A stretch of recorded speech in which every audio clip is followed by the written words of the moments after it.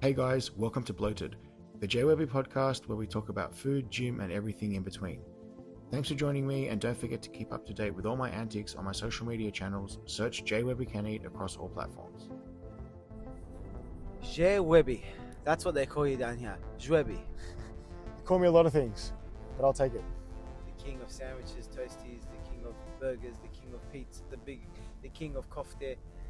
Come on, man. What's been happening? Update us.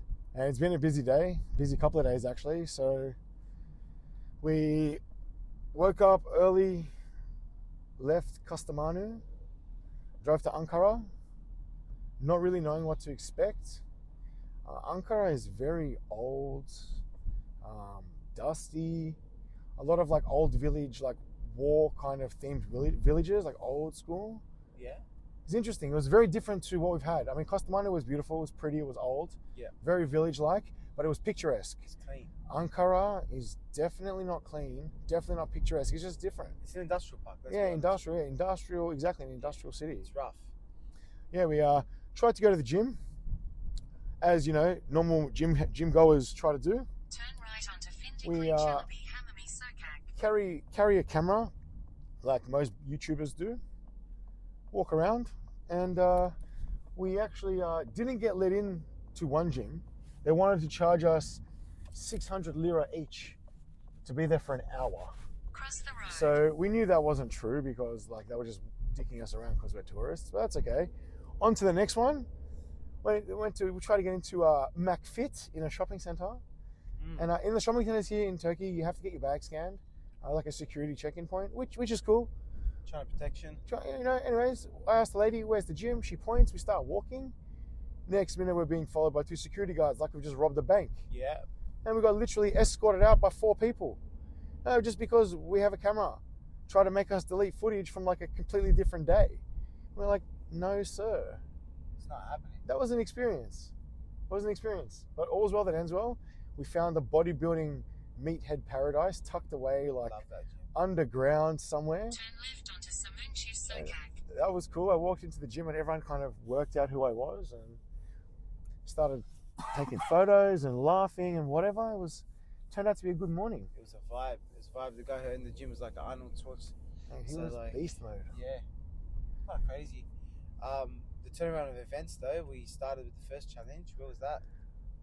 Yeah, so look, after the gym, we had to drive about 20 minutes to Tost Ziva and do, so toast is bread. Basically, I had a big toasted sandwich with eggs, sujuk, onions, chili, all mixed in the middle. So a big toasted sandwich. It was actually a head-to-head race with the person who holds the record for their current challenge, which is it's like a 3 kilo toasty pretty much. I smashed it in like 10 minutes. That was a good one. That was a good challenge. Very filling, very, very bloated afterwards.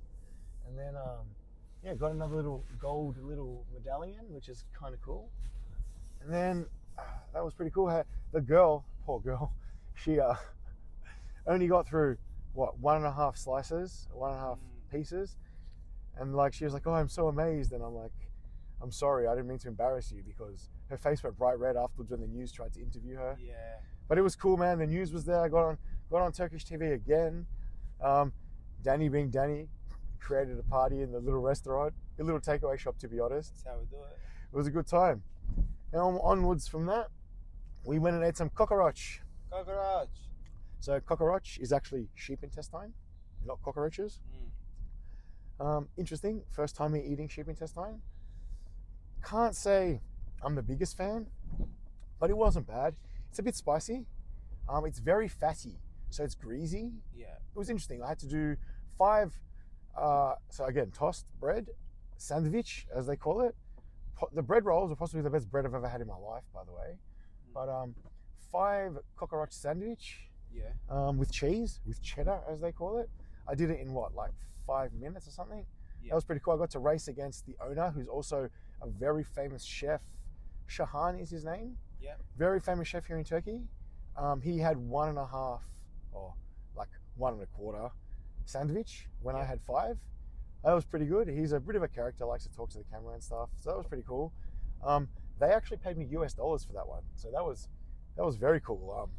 This guy obviously understands. You know, he's a international chef, so works in foreign markets and stuff.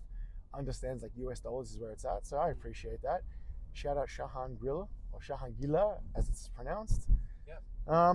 Then we went to have a third challenge at a place so random. I reached out to them. I got tagged in their challenge a few times when everyone found out I was coming to Turkey, and basically they never messaged me back. And then randomly, whilst I was at the first challenge, they put up a post saying, "Oh, I couldn't actually understand what it said." But then I got my good friend Mustafa from Mustang Bistro to translate, saying that Jwebby is coming next week. Well, Jwebby's not coming next week because Jwebby's in Ankara today. So I messaged them and said, "Listen, guys, I'm in Ankara today. Can we do it today?" They're like, "Yes, come tonight." All right. So we turn up. The restaurant's empty. Kind of strange. They barely speak English. Kind of strange. And then they gave me a plate of mussels when it was meant to be 1.5 kilos of sig kofta, which is like spicy kofta. And they're like, "Oh, no, you can do mussels today." And I'm like, hold on a second. I'm not a circus animal. I'm not just doing what you want me to do. Turns out, instead of paying me the reward for the 1.5 kilo kofta in whatever time limit was 1,500 Turkish lira, they wanted to make me do 50 mussels, which look like crap, by the way, in 5 minutes for 500 lira. And I'm like, no. You don't just do what you want. I'm not a circus animal. They're like, no, it's mussels. I'm like, no, all right, bye. So we packed up the bag and head to Istanbul because that was our final destination. And if they're going to dick us around, we will just head off. So that's what happens in Turkey or in other countries. It's not always played by the rules. Yeah, they kind of make their own rules sometimes, and I'm like, that's okay. I don't need to play this game. I don't think they quite realized what they were doing. I'm not sure there was any malice behind it. They just think they can get away with things because we don't speak the language. But look, end of the day, we all speak the same language. It's food and social media. So onwards and upwards. Istanbul. 6 hours later, all Danny had to do was book a hotel.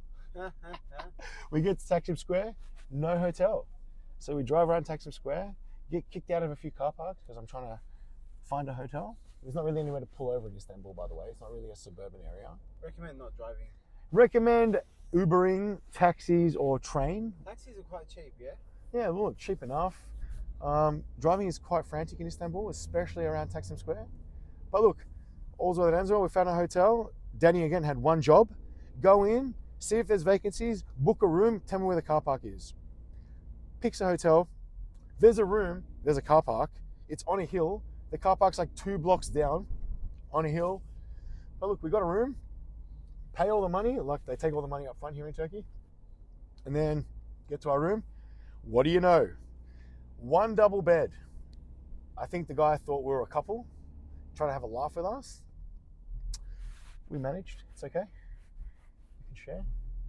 But look, we had a roof over our head, had a bed. It's freezing in Istanbul right now.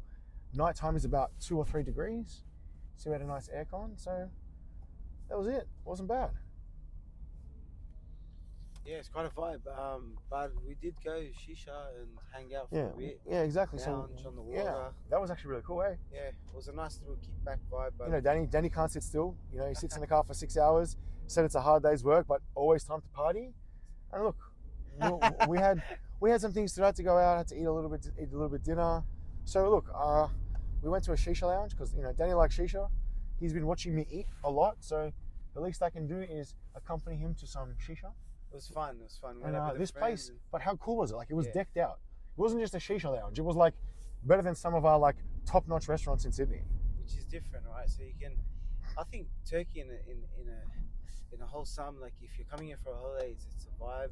Like if you're coming here for a challenge, it's a whole different type of challenge. I'd say that. Yeah, look, it was an experience, but look, all's well that ends well. We had a good night out. Probably stayed out too late. We slept in a little bit this morning, but that's okay. So far, Istanbul, our second trip to Istanbul has been great. It's been fun. And stay tuned for a whole lot more antiques, guys. We've got 2 more days. We're going to make the absolute most of it. Thanks for tuning in. Catch you tomorrow. And I'm actually going to get some sleep because I am tired. I'll speak to you guys soon.